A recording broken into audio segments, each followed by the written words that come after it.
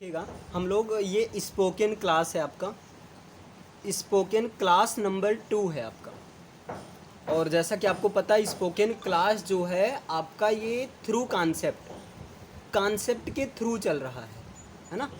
और कल spoken class number 1 में पहला कॉन्सेप्ट आपका पढ़ाया गया था। अब यहाँ पर हम लोग देखने वाले हैं कॉन्सेप्ट नंबर 2। और यहाँ पर देखिएगा कॉन्सेप्ट 2 कहता क्या है ना। देखिए कॉन्सेप्ट 2 ये कहता है, यहाँ पर जो आपको स्ट्रक्चर फॉलो करना है वो फॉलो ये करना है कि देयर इज नथिंग बट, इसके बाद यहाँ पर आपको लगाना है वर्ब की फर्स्ट फॉर्म, फिर अदर यहाँ पर जो भी रहे। क्या करना है आपको, देयर इज नथिंग बट और इसके बाद में स्ट्रक्चर और फिर ये आगे आपको करना है। अब कैसे, इसका सेंस आपको तब यूज करना है जब सेंस आए, किसका सेंस आए, ती ता ही तो है, या आए ती ही तो है, या जो है आए ते ही तो हैं, है ना। या सेंस आए ता ही तो हूँ, या सेंस किसका है, ता ही तो हूँ का सेंस आए, हाँ, है ना। और एक सेंस आए ती ही तो हूँ। लेकिन अब यहाँ एक कन्फ्यूजन हो जाता है, जैसा कि अभी आपने बोला यहाँ एक कन्फ्यूजन हो जाता है। एक आता है जैसे मैं खाना बनाती तो हूँ, एक बनाती हूँ, एक आपका ये आता है, ध्यान दीजिएगा ये तो सिंपल है। दूसरा मैं खाना बनाती तो हूँ, एक आपका ये आता है।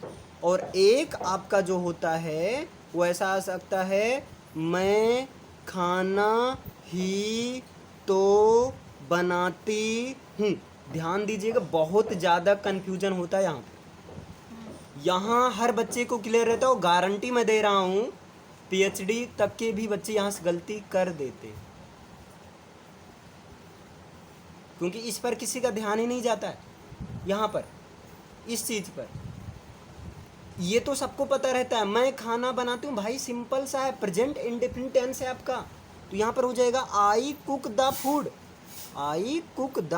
फूड, मैं खाना बनाती हूँ। यहाँ पर एकदम बिल्कुल क्लियर है, और इसमें किसी एक छोटा बच्चा भी सही कर देगा इसको, अभी क्लास 3rd के बच्चे को दे दो वो भी सही कर देगा। लेकिन जैसे ही सेंटेंस आता है मैं खाना बनाती तो हूँ, तुरंत दिमाग में आता है भाई तो की इंग्लिश क्या होती है, और यार एक्चुअल में तो की इंग्लिश कोई होती ही नहीं है। तो यहाँ पर ये जो स्ट्रक्चर था, इस स्ट्रक्चर का पूरा पोस्टमार्टम अभी स्पोकन क्लास नंबर 1 में किया गया था, और जिसका हम शार्ट में समराइज कर देना चाह रहे हैं। जिसका आपका रूल था सब्जेक्ट लिखना था, और उसके बाद अगर सब्जेक्ट सिंगुलर तो सिंगुलर के लिए डज, नहीं तो डू लगाना, उसके बाद में वर्ब की फर्स्ट फॉर्म देन अदर। ये आपको स्ट्रक्चर फॉलो करना है ना। जैसे मैं खाना बनाती तो हूँ, तो यहाँ पर होगा I do cook the food, ये चीज होगा। लेकिन अब ध्यान दीजिए यहाँ पर आ जाए मैं खाना ही तो बनाती हूँ, भाई इन दोनों सेंटेंस में जमीन आसमान का अंतर है।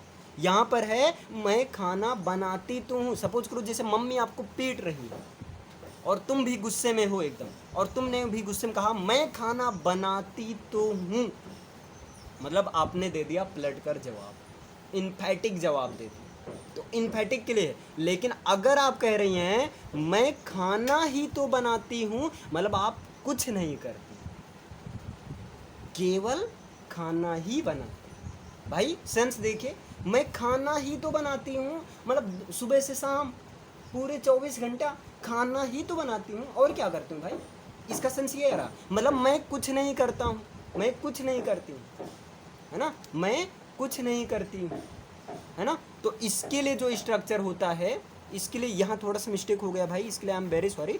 इसके लिए जो स्ट्रक्चर होता है वो होगा सब्जेक्ट, यहाँ फिर से लिख दिया जाएगा, वो होगा सब्जेक्ट, है ना। उसके बाद में आपको अगर सब्जेक्ट सिंगुलर तो डज, प्लूरल तो डू, इसके बाद में नथिंग, इसके बाद में क्या लिखना है, नथिंग, और उसके बाद में जो है क्या लिखना है, बट, और इसके बाद में वर्ब की फर्स्ट फॉर्म फिर अदर, ये चीज़ आपका होगा। यहाँ ये थोड़ा सा मिस्टेक हो गया था, है ना। यहाँ पर ये होगा सब्जेक्ट, उसके बाद अब अच्छा ऐसा क्यों होता है इसका रीजन देखिए।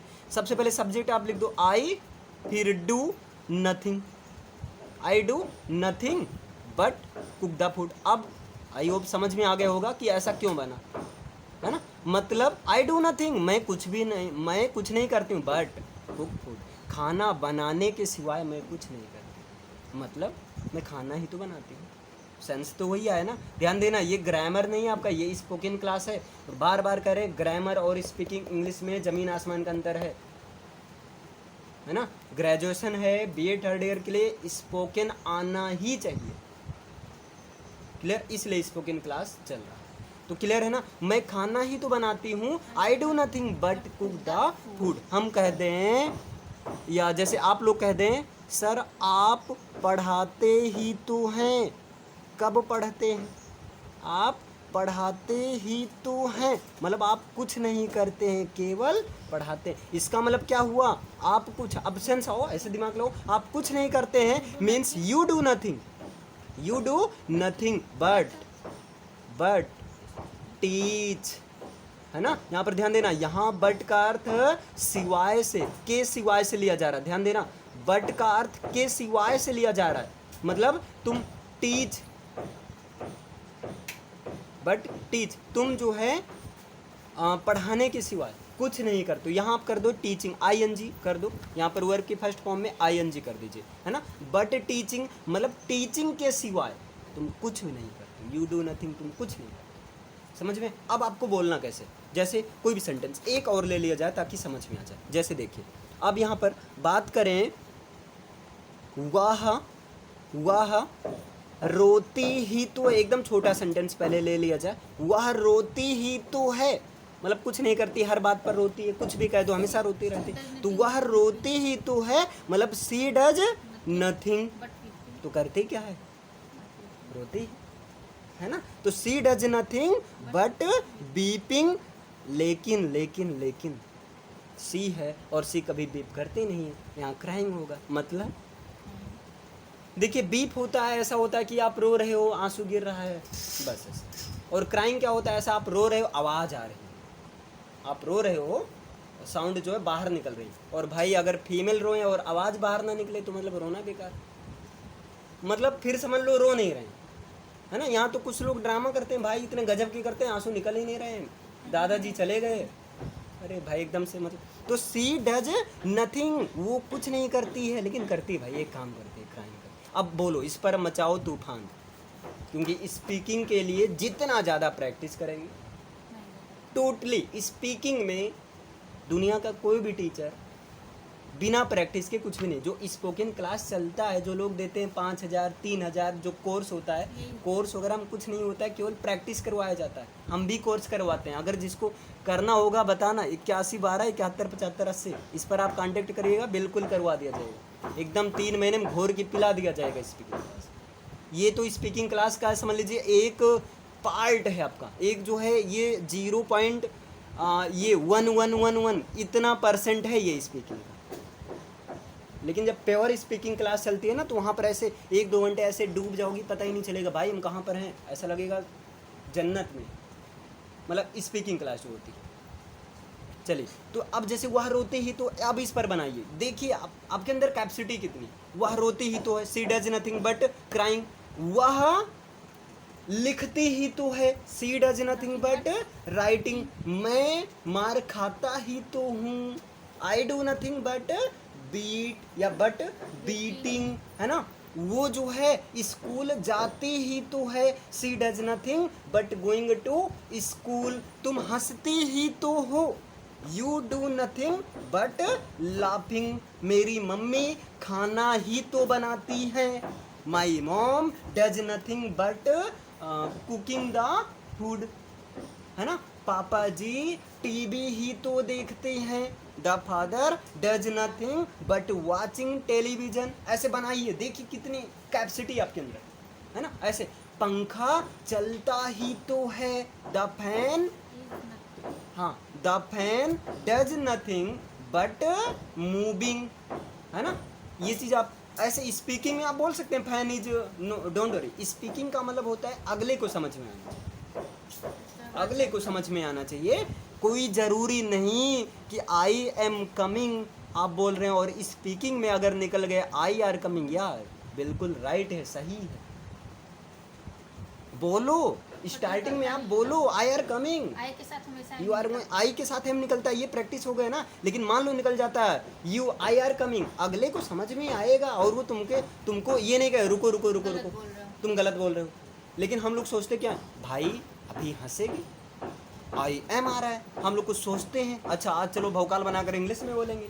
एक सेंटेंस बोल दे हेलो हाउ आर यू, फिर कह रहे और बताओ, मतलब 2 सेंटेंस बोलते हैं इंग्लिश में फिर अपनी औकात में आ जाते हैं और बताओ, क्योंकि इंग्लिश वाली फीलिंग नहीं आ रही है। तो वहाँ पर और बताओ नहीं, वहाँ पर तुरंत एंड टेल कोई दिक्कत नहीं, एंड टेल मोर कोई दिक्कत नहीं, एंड स्पीक मोर कोई दिक्कत नहीं। फुल कॉन्फिडेंटली बोलो। क्लियर है ना? हाँ एकदम कॉन्फिडेंटली बोलो ऐसे, क्योंकि जिसके सामने आप बोल रहे हो उसको खुद ही नहीं आता है तो क्या तुमको गलत बताएगा, है ना। और रही बात है ना, आपने कहा अरे सर आप तो गलत बता रहे हैं, आर के स्थान पर एम आएगा, हाँ भाई बिल्कुल सही है, ये आर के स्थान पर एम आएगा, ये ग्रामर है। ग्रामर आप एक दिन में 3 महीने में नहीं सीख सकते, लेकिन स्पोकन आप सीख सकते हैं।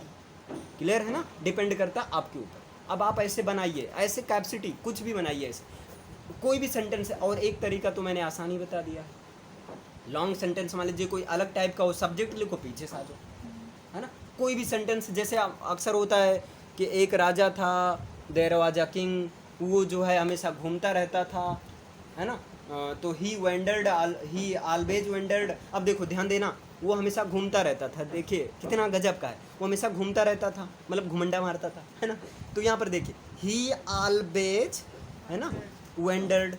अब ये ग्रामर है भाई, है ना। लेकिन स्पोकन में ही वेंडर्ड ऑलवेज, है ना, he walked always here and there, मतलब स्पोकन में आप बोल सकते हो, कुछ भी बोल सकते हो। लेकिन ग्रामर का अपना रूल होता है। नहीं ग्रामर एक्चुअल में ये जो ऑलवेज है this is not adjective, this is adverb, and adverb is use generally before the verb. Why? क्योंकि एडवर्ब जो होता है वर्ब को क्वालिफाई करता है, ये ग्रामर है ना। चलिए वैसे ग्रामर की क्लास नहीं चल रही, आपकी स्पोकन की है ना। तो 2 कॉन्सेप्ट कल से बता दिया गया। एक तो जैसे देखिए मैं काम करता तो हूँ, तो आई डू वर्क, है ना, आई डू वर्क, ये हो गया आपका। या अब ध्यान देना आई डू माई वर्क, ऐसा भी सही हो सकता है। आई डू कॉन्सेप्ट वाला, do main verb my verb, या ऐसा ना बोलकर आप बोल दो आई डू वर्क, मैं काम करता तो हूँ, एक ये हो गया मैं काम ही तो करता हूँ, I do nothing but work. चलिए आज की क्लास फिर इतना ही है, आई होप समझ में आया होगा, 2 कॉन्सेप्ट एकदम क्लियर हो गया होगा। अब नेक्स्ट मिलते हैं हम लोग कल की क्लास में। Thank you guys.